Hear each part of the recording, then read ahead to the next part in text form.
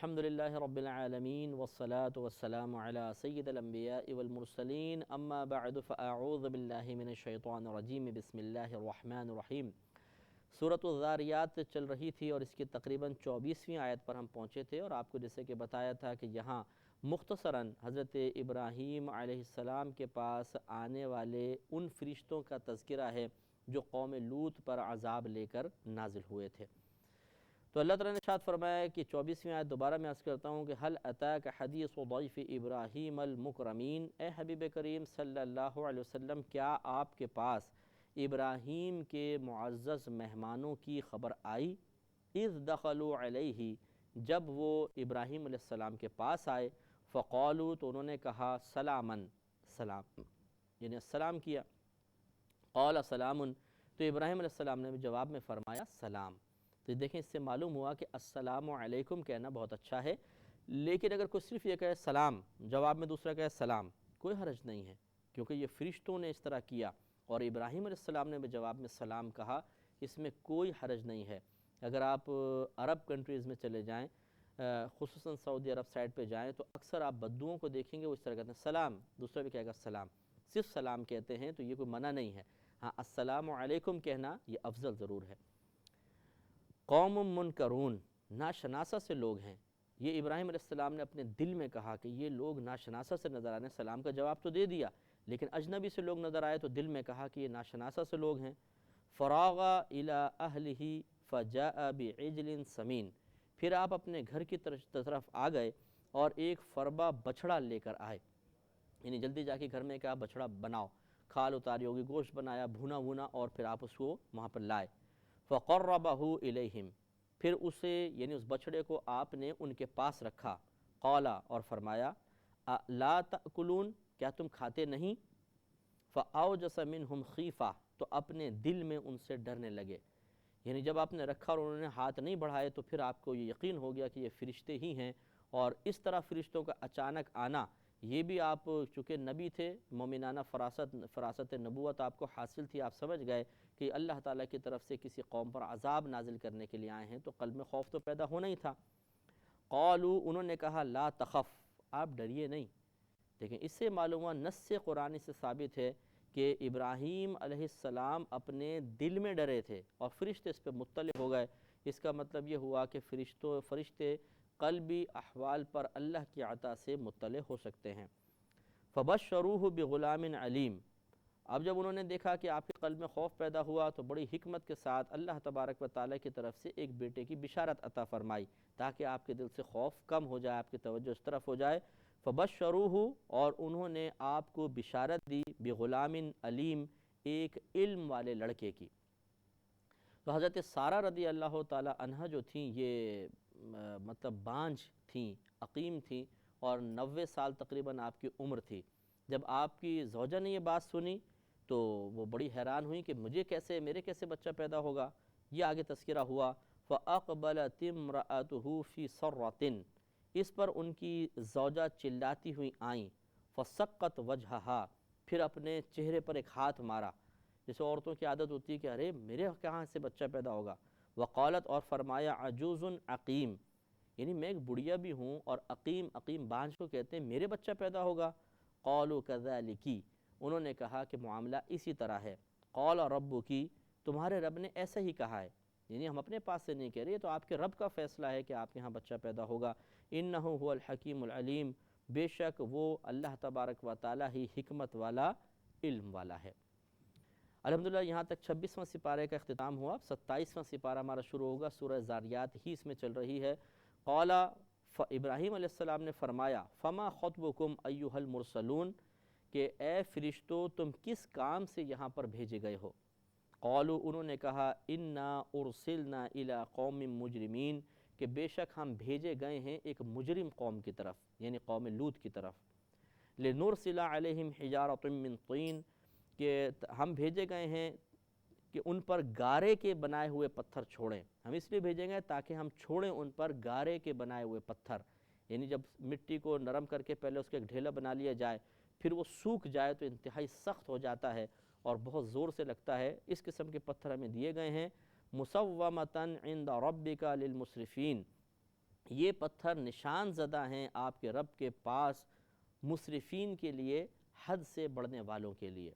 تو اس میں دو تفسیریں ہیں، ایک تو یہ کہ ان پتھروں پہ مخصوص نشان تھا جو عام پتھروں میں نہیں تھا، وہ ایک الگ ہی عذاب کے پتھر تھے، اور یا مسومتاً سے مراد یہ ہے کہ جو پتھر جس کے لیے مخصوص تھا، جس شخص کے لیے کہ اس کو لگے گا اور یہ شخص ہلاک ہوگا، اس پتھر پر اس شخص کا نام لکھا ہوا تھا، تھے بہرحال یہ پتھر نشان زدہ۔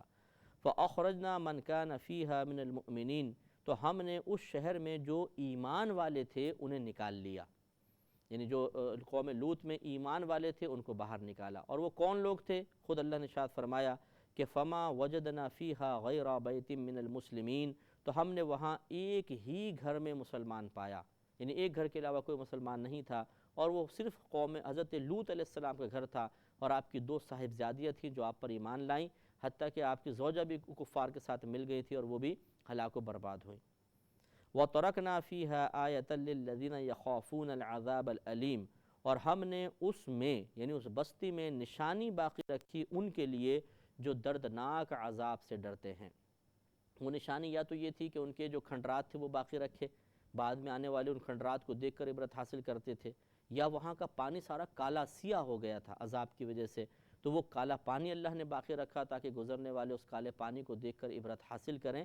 تو بہرحال اللہ تعالیٰ جب کسی قوم پر عذاب نازل فرماتا ہے تو اس کے آثار اور نشانیوں کو باقی رکھتا ہے تاکہ بعد میں آنے والے اس سے نصیحت و عبرت حاصل کرتے رہیں۔ وفی موسیٰ، اور موسیٰ میں بھی نشانی تھی، اذ ارسلناہ الی فرعون بسلطان مبین، جب ہم نے اسے روشن سند لے کر فرعون کے پاس بھیجا۔ روشن سند، روشن دلیل سے مراد آپ کے معجزات تھے، یعنی گویا کہ اللہ تعالیٰ نے ارشاد فرمایا کہ موسیٰ کے واقعے میں بھی ہم نے بڑی نشانیاں رکھی ہیں کہ جب وہ معجزات لے کر فرعون اور اس کی قوم کے پاس گئے تھے۔ فَتَوَلَّى بِرُكْنِهِ، تو وہ فرعون اپنے لشکر سمیت پھر گیا، یعنی اپنے تمام ساتھیوں کے ساتھ اس نے موسیٰ علیہ السلام کی بات ماننے سے انکار کر دیا۔ وَقَالَ سَاحِرٌ أَوْ مَجْنُونٌ، اور اس نے کہا کہ یہ موسیٰ علیہ السلام معاذ اللہ جادوگر ہیں یا مجنون ہیں، دیوانے ہیں۔ فَأَخَذْنَاهُ وَجُنُودَهُ، تو ہم نے اسے اس کے لشکر کو پکڑ لیا۔ فَنَبَذْنَاهُمْ فِي الْيَمِّ، اور ہم نے انہیں دریا میں ڈال دیا۔ وَهُوَ مُلِيمٌ، اس حال میں کہ وہ اپنے آپ کو ملامت کر رہا تھا، برا بھلا کہہ رہا تھا، اور یہ قرآن کے مضمون سے ثابت ہے کہ جس وقت یہ ڈوبنے لگا تھا تو اس وقت اس نے کہا کہ میں موسیٰ علیہ السلام اس کے رب پر ایمان لایا، لیکن اللہ تبارک و تعالیٰ نے اس ایمان کو معتبر نہ مانا، کیونکہ جب عذاب کے آثار کوئی دیکھ لے اس کے بعد ایمان لے کر آئے، یا اس پر موت کی غشی طاری ہو جائے اور وہ غیب کے پردے ہٹ جائیں اور پوشیدہ امور اس کے سامنے ظاہر ہونے لگ جائیں، اس وقت اگر وہ ایمان لے کر آئے گا تو یہ ایمان معتبر نہیں ہوتا۔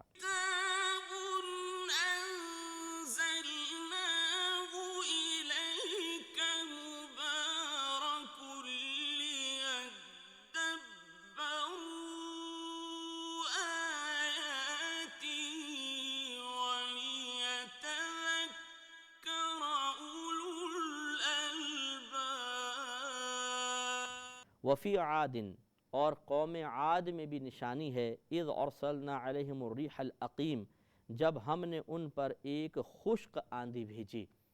تو یہ قوم عاد پر بھی ان کی سرکشی کی بنا پر خشک آندھی آئی اور سب تباہ برباد کر دیا۔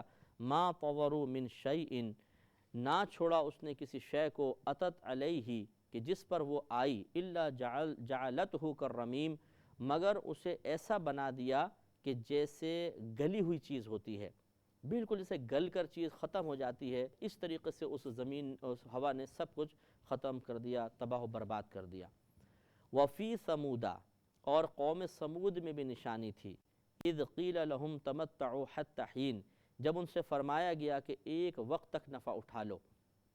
قوم ثمود کو بھی سمجھایا گیا لیکن نہ مانے تو کہا کہ ٹھیک ہے ایک وقت تک تم نفع اٹھاؤ، اس کے بعد تم پر عذاب اللہ کا نازل ہوگا۔ فَعَتَوْا عَنْ أَمْرِ رَبِّهِمْ، تو انہوں نے اپنے رب کے حکم سے سرکشی کی۔ فَأَخَذَتْهُمُ الصَّاعِقَةُ، تو وَهُمْ يَنظُرُونَ، تو ان کو پکڑ لیا ایک کڑک نے، ایک سخت کڑک ہوئی، ایک چنگھاڑ ہوئی، جیسے بجلی چمکتی ہے اور کڑک زوردار ہوتی ہے، اس طرح کی ہوئی، وہ سب کے سب ہلاک ہو گئے۔ وَهُمْ يَنظُرُونَ، اس حال میں کہ وہ دیکھ رہے تھے، یعنی ان کی آنکھوں کے سامنے ایک دم کڑک آئی اور وہ اس کی چنگھاڑ کی، اس کی سختی کی بنا پہ سب کے سب ہلاک ہو گئے۔ فَمَسْتَطَاعُوا مِنْ قِيَامٍ، تو وہ نہ کھڑے ہو سکے، وَمَا كَانُوا مُنْتَصِرِينَ، اور نہ وہ بدلہ لے سکتے تھے، یعنی ان کو مہلت ہی نہیں ملی، ایک لمحے میں سب ختم ہو گیا۔ وَقَوْمُ نُوحٍ مِّن قَبْلِ، اور ان سے پہلے قوم نوح کو ہلاک فرمایا۔ اِنَّهُمْ كَانُوا قَوْمًا فَاسِقِينَ، بے شک وہ فاسق لوگ تھے۔ نوح علیہ السلام نے تقریباً 950 سال تبلیغ فرمائی، لیکن اس کے باوجود وہ لوگ ایمان نہ لائے، اور ایک روایت کے مطابق 72 صرف افراد آپ پر ایمان لے کر آئے، باقی 950 سال کی تبلیغ کے جواب میں لوگ آپ کے قریب نہ آ سکے۔ وَالسَّمَاءَ بَنَيْنَاهَا بِأَيْدٍ وَإِنَّا لَمُوسِعُونَ، اور آسمان کو ہم نے ہاتھوں سے بنایا۔ ہاتھوں سے بنانے سے معاذ اللہ مراد یہ نہیں ہے کہ اللہ تعالیٰ کے ہاتھ ہیں اور ان سے تعمیر فرمایا، یعنی براہ راست اللہ تبارک و تعالیٰ نے اس کو پیدا فرمایا۔ وَإِنَّا لَمُوسِعُونَ، اور بے شک ہم وسعت دینے والے ہیں، جس کو چاہیں بڑا کر دیتے ہیں، جس کو چاہیں چھوٹا کر دیتے ہیں، اللہ ہی وسعت دینے والا ہے۔ وَالْأَرْضَ فَرَشْنَاهَا، اور زمین کو ہم نے فرش بنایا، بچھونا بنا دیا۔ فَنِعْمَ الْمَاهِدُونَ، تو ہم کیا ہی اچھے بچھانے والے ہیں۔ یہ اپنے لیے خود اللہ نے ایک تعریفی جملہ فرمایا کہ ہم کیا ہی اچھے زمین کو بچھانے والے ہیں، اور واقعی آپ غور و تفکر فرمائیے کہ کیسا زمین کا نظام اللہ تعالیٰ نے بنایا ہے، یہ عقل حیران رہ جاتی ہے، اور یہ اس سے ظاہر ہوتا ہے کہ ایک بہت ہی عظیم صانع نے اس زمین اور آسمان کو پیدا فرمایا۔ اور جب اللہ تعالیٰ کی اس وصف صناعیت پر ہم غور و تفکر کرتے ہیں تو خود بخود ہمارا دل اللہ تعالیٰ کی عظمت سے بھر جاتا ہے۔ وَمِن كُلِّ شَيْءٍ خَلَقْنَا زَوْجَيْنِ لَعَلَّكُمْ تَذَكَّرُونَ، اور ہم نے ہر چیز کے دو جوڑے بنائے ہیں، یعنی ہر چیز کے دو جوڑے سے مراد ایک مذکر ایک مؤنث ہم نے بنایا ہے، لَعَلَّكُمْ تَذَكَّرُونَ، تاکہ تم نصیحت حاصل کرو اور غور و تفکر کرو کہ یقینی سی بات ہے مذکر و مؤنث یقیناً حکمت کے ساتھ ہی بنائے گئے ہیں کہ ان سے پھر آگے نسل کا سلسلہ چلے گا تو ضرور کوئی نہ کوئی ذات اس حکمت کے ساتھ ایک کو مذکر دوسرے کو مؤنث بنانے والی موجود ہے۔ فَفِرُّوا إِلَى اللَّهِ، تو تم اللہ تعالیٰ کی طرف بھاگو، تیزی کے ساتھ بڑھو، اللہ کی طرف چلو۔ إِنِّي لَكُم مِّنْهُ نَذِيرٌ مُّبِينٌ، بے شک میں اس کی طرف سے تمہارے لیے واضح ڈر سنانے والا ہوں۔ اس نبی کریم گویا کہ فرما رہے ہیں کہ بے شک میں اللہ تعالیٰ کی طرف سے تمہارے لیے واضح ڈر سنانے والا ہوں، تو تم اللہ کی طرف تیزی کے ساتھ چلو، اللہ کی طرف بھاگو۔ اللہ کی طرف بھاگنے کا مطلب معاذ اللہ ثم معاذ اللہ یہ نہیں ہے کہ اللہ تعالیٰ کسی سمت میں بیٹھا ہوا ہے اور جیسے ایک بچہ اپنی ماں کی طرف بھاگتا ہے ایسے تم بھی اللہ کی طرف بھاگو، ایسا نہیں ہے، کیونکہ اللہ کے لیے سمت کا تعین محال ہے، اس کے لیے کوئی سمت مقرر نہیں کر سکتے، وہ اوپر ہے، آگے ہے، پیچھے ہے، دائیں ہیں، بائیں ہیں، یہ ہم نہیں کہہ سکتے ہیں۔ اللہ تبارک و تعالیٰ کی ذات ہم پر ایسی مخفی ہے کہ عقل اس کا ادراک کر ہی نہیں سکتی ہے، لہٰذا اللہ تعالیٰ کی طرف اشارہ کرنا شرعاً جائز نہیں ہے کہ ہم اللہ کو مشار الیہ بنائیں، جسے بعض لوگ کہتے ہیں جی اوپر والا جانے، مشار الیہ بنا دیتے ہیں، غلط ہے، اللہ کی طرف اشارہ نہیں ہو سکتا۔ تو اللہ کی طرف بھاگنے کا مطلب یہ ہے کہ اللہ تعالیٰ کی اطاعت کی طرف مائل ہو، اس کا کہنا مانو، اس کی نافرمانی سے بچو، یہ گویا کہ اللہ کی طرف بڑھنا ہے، اور جو ایسا کرے گا تو انشاءاللہ اللہ تبارک و تعالیٰ کی رحمت ضرور اس کو اپنی آغوش میں لے گی اور وہ نجات پائے گا۔ وَلَا تَجْعَلُوا مَعَ اللَّهِ إِلَٰهًا آخَرَ، اور تم نہ بناؤ اللہ تعالیٰ کے ساتھ دوسرا خدا۔ یہ گویا کہ اللہ کی طرف جانے کا ایک ذریعہ، ایک سبب یا اس کی ایک صورت کا بیان ہے کہ اللہ کی طرف آنے کا مطلب یہ ہے کہ تم نیکی اختیار کرو، پرہیزگاری اختیار کرو، اسلام اختیار کرو، اللہ تعالیٰ کے ساتھ کسی اور کو معبود نہ بناؤ۔ انی لکم منہ نذیر مبین، پھر اسی کی تکرار کہ بے شک میں تمہارے لیے اللہ تعالیٰ کی طرف سے ایک واضح ڈر سنانے والا ہوں۔ کذالک ما اتی الذین من قبلہم من رسول، یوں ہی جب ان سے پہلے والوں کے پاس کوئی رسول تشریف لائے، الا قالوا، مگر وہ یہی بولے کہ ساحر او مجنون، کہ یہ جادوگر ہے یا دیوانہ ہے۔ اس میں نبی کریم صلی اللہ علیہ وسلم کے قلب کی تسلی کا سامان ہے کہ حبیب یہ جو کفار آپ کے بارے میں مختلف قسم کے غلیظ جملے بولتے ہیں یہ کوئی نئی چیز نہیں ہے، بلکہ آپ سے پہلے بھی جو معزز رسول تشریف لاتے رہے ہیں ان کی قوم نے بھی یہی احمقانہ عمل اختیار کیا ہے اور وہ اپنے نبیوں کو معاذ اللہ ساحر اور مجنون کہتے رہے ہیں۔ اتواصوا بہ، کیا آپس میں ایک دوسرے کو یہ بات کہہ رہے ہیں؟ بل ہم قوم طاغون، بلکہ وہ سرکش لوگ ہیں، یہ آپس میں ایک دوسرے کو اس طرح ترغیب دیتے ہیں، یہ قوم سرکش قوم ہے۔ فتول عنہم فما انت بملوم، تو اے محبوب آپ ان سے منہ پھیر لیجئے، اگر آپ ان سے منہ پھیر لو تو تم پر کچھ الزام نہیں، یعنی اگر آپ ان کو ان کے حال پر چھوڑ دیتے ہیں تو اب آپ پر کوئی الزام نہیں ہے، کیونکہ آپ نے تبلیغ کا فریضہ سر انجام دے دیا، جتنا اللہ تبارک و تعالی نے آپ کو مکلف بنایا تھا یقیناً آپ نے تمام فرض پورا فرما دیا ہے، اب آپ پر کوئی ملامت نہیں ہے، اگر آپ ان کو ان کے حال پر چھوڑ دیں تو چھوڑ دیجئے۔ وَذَكِّرْ، ہاں اور ان کو نصیحت کریں، سمجھاتے رہیں، فَإِنَّ الذِّكْرَى تَنفَعُ الْمُؤْمِنِينَ، کہ سمجھانا مسلمانوں کو فائدہ دیتا ہے۔ تو ان کو بھی سمجھائیں، لیکن فائدہ کس کو بیان فرمایا کہ مسلمانوں کو نفع دیتا ہے۔ اس کا مطلب یہ ہے کہ اکثر کفار، یہ نہیں کہ کفار کو نفع نہیں دیتا، بعض اوقات کافر کو ترغیب دینا بھی نفع دیتا ہے، مسلمان ہو جاتا ہے۔ مراد یہ ہے کہ حقیقتاً نصیحت سے فائدہ حاصل کرنے کی توفیق صاحب ایمان پاتا ہے، کیونکہ اس کا قلب نرم ہوتا ہے اللہ کے خوف کی وجہ سے، فکر آخرت کی وجہ سے، تو نصیحت جلدی اثر کرتی ہے۔ اس کے برعکس کیونکہ کافر کو آخرت کو کوئی یقین نہیں، اللہ کی گرفت کا کوئی یقین نہیں، اسے دوزخ کا کوئی کامل یقین حاصل نہیں، دنیا کا عیش و آرام ہی اس کے لیے سب کچھ ہے، تو اکثر پھر کافر کے دل پر نصیحت کم اثر انداز ہوگی۔ چنانچہ یورپ کنٹریز میں زندگی گزارنے والا ایک کافر، اگر آپ اسے سمجھائیں، جو مطلب کلبس میں جاتا ہے، جوا کھیلتا ہے، شراب پینا اس کا معمول ہے، زنا کرنا اس کی عادت میں شامل ہے، اگر آپ اسے سمجھائیں گے یقینی سی بات ہے کہ بہت دیر میں نصیحت اثر کرے گی، ہو سکتا ہے نہ بھی کرے۔ اس کے برعکس ایک نمازی مسلمان ہے، اسے آپ سمجھانے کی کوشش کریں گے، جلدی اس کے دل پہ اثر ہوگا، کیونکہ اس کا قلب ان اچھے عقائد کی بنا پر نرم ہوتا ہے۔ اللہ تعالیٰ سے دعا ہے کہ رب کریم ہمیں ان تمام باتوں کو سمجھنے، یاد رکھنے کی توفیق عطا فرمائے۔ وآخر دعوانا ان الحمد للہ رب العالمین۔